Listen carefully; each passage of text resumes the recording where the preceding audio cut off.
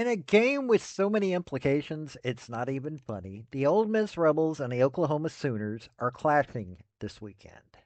Brent Venables has gotten Oklahoma going halfway decent. Well, they're 6-1, so they're more than halfway decent. And Lane Kiffin has got the Ole Miss Rebels going exactly in the direction he normally has them going. Brent Venables can't say the same for the Sooners because he can't make up his mind which direction he's going to take the team. Now, Ole Miss is coming off a loss to Georgia, who, well, it's Georgia, but they've beaten Washington State, LSU, Tulane, Arkansas, Kentucky, and Georgia State. Huh. In other words, other than a couple of those teams, not really much of anything. Oklahoma, on the other hand, has beaten Michigan. They were at home. Beat Auburn. Well, it's Auburn. Lost to Texas in kind of an embarrassing fashion, but then again, no, John Mateer was hurt. And they just beat South Carolina, where they embarrassed South Carolina a little bit. This is a clash of offense versus defense. Really is, because Ole Miss has got a really good offense with a not bad secondary defense, but at the line they're not as productive. Whereas Oklahoma has a solid defense, all of it, solid defense, while their offense is eh at best. It's enough for them to win because they've got a good defense. So, here's a game that's got college football playoff implications, possibly. Here's a game that has SEC title implications, possibly. So many things coming into play here.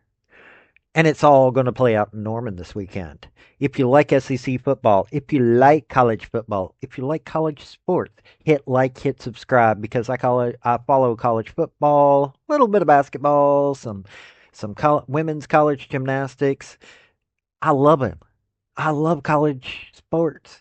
So hit like, subscribe, and let's get into this game. Hey folks, this is Paul with Redneck Sports. I want to thank you for viewing my video, and I want to give you one thought process. There was a famous coach at the University of Tennessee by the name of General Robert Neyland. He had 6 maxims, but number 2 maxim is what everybody should apply to their life. Play for and make the breaks. When one comes your way, score. That's how to live your life right there.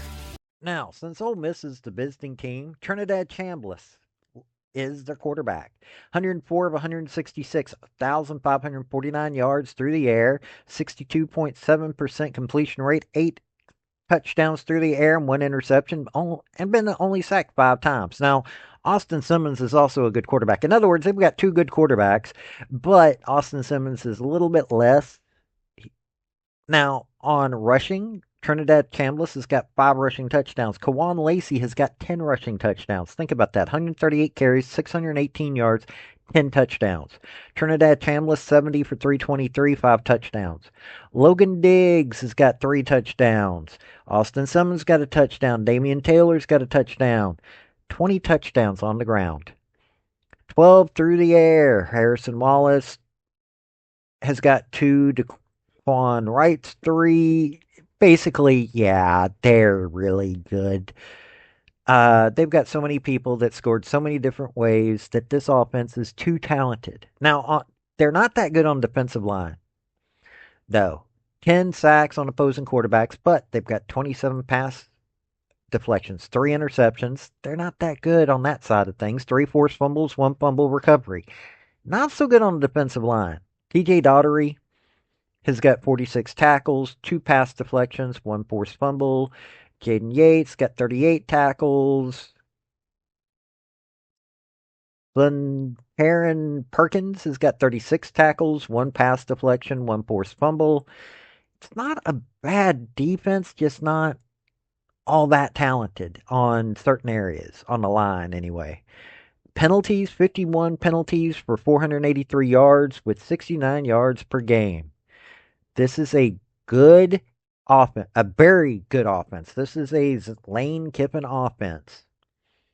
Their defense, good in the secondary, needs to be better on the defensive line. Their offensive line, not too bad. I mean, his quarterbacks don't need the offensive line to do go for very long. They got players that can make plays. Kwan Lacey, 42-yard long run. Trinidad Chambliss, 41. Logan Diggs, 51.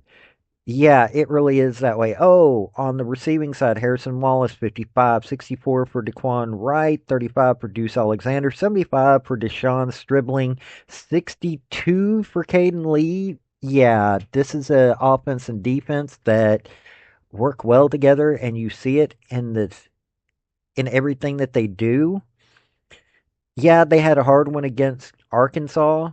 People seem to forget Arkansas was actually playing people kind of close. Tulane was a really good game for them. LSU 24-19. Georgia 43-35. They're keeping the games close. They're keeping the games competitive, and they're winning most of the time.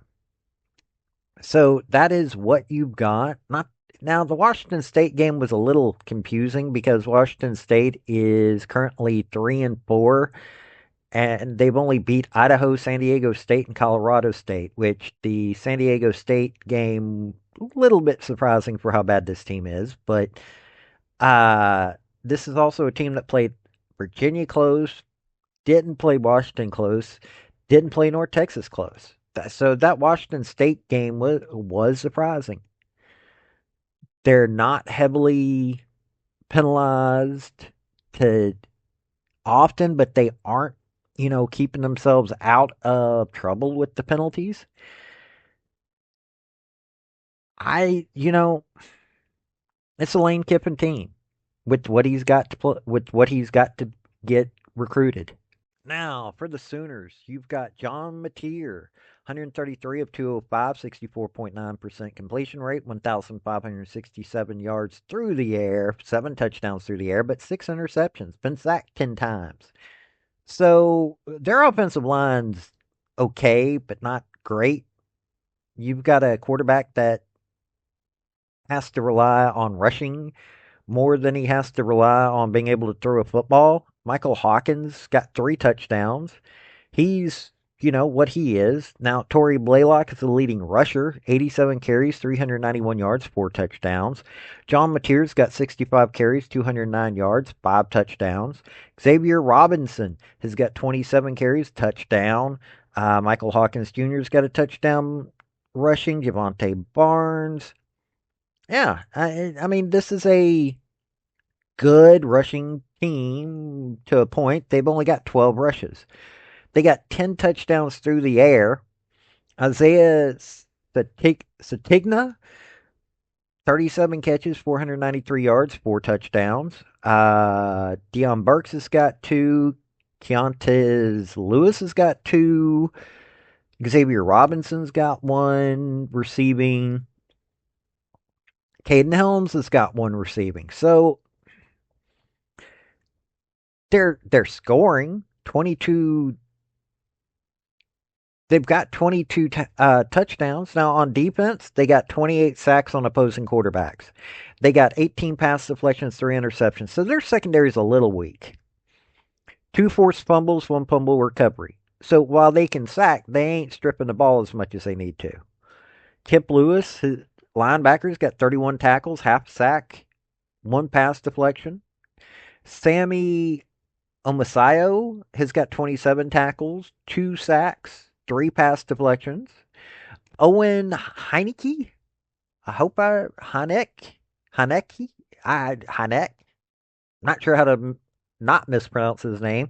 25 tackles, 1 sack, 2 pass deflections. So they've got a they've got a decent team there, or decent defense that's been doing what they needed to do. Penalties are 44 for 412, 58 yards per game.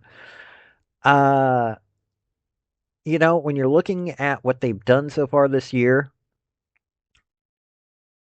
Michigan came in there, and Michigan's still a good team. They are ranked 25th in the nation. They're 5-2 with, you know, going to Oklahoma, it was a 24-13 win for Oklahoma with Michigan coming to them. They beat Auburn 24-17, who's 3-4. Texas, who is currently 5-2, they beat 23-6. The only other team that beat Texas is Ohio State and didn't beat them as good. And they, like I said, they just embarrassed South Carolina. This is a good defense, a stout defense. Brent Venables is known for his defenses with an offense that isn't performing as well. They've got guys they've got so many offensive weapons, but they're not getting into the end zone that much. You've got a few guys here and there. That's what you've got on for this Sooners team. Now, I'm looking at this game. I'm not saying that I necessarily like the Sooners. I don't like Brent Venables all that well. Lane Kiffin, I've grown a grudging respect for. He's the modern day Steve Spurrier. But you know what? I'm looking at this and I'm going, this is the kind of game that Lane Kiffin loves. It's going to be a hard fought battle. And Lane Kiffin has had those this year. Oklahoma's having to rely on their defense, and they're going up against an offense that you can think that they're going to rush it down your throat when all of a sudden here comes the ball thrown and you've got to deal with that. And they're used to not having their defense hold quite as often as would be nice to, so they score. Honestly, I think this is Lane Kiffin going to win this game. Am I happy about that? Actually, I don't care. I don't like Brent Venables enough to care. Lane Kiffin, like I said, I've got respect for. And I do honestly think that Ole Miss can do this.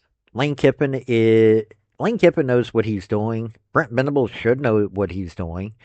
But he's got an up and down record when it comes to football, and Lane Kiffin has been doing nothing but building a juggernaut at Ole Miss, who's not got the money to build the juggernaut that he's been building, and that's how he's been doing it. So, yeah, this is going to be a fun game to watch, though. And don't think that Oklahoma can't win. This is definitely winnable by Oklahoma. It's at home, but Lane Kiffin's wanting. I honestly think that Lane Kiffin wants to take the Ole Miss to the college football playoff. I really do, and this is his chance to do it. So that's what I think's going to happen. This has been Paul with Redneck Sports. Y'all have a good day now. Bye. I want to thank you for watching my video. And if you like what you saw, like, subscribe, and comment. Y'all have a good day now.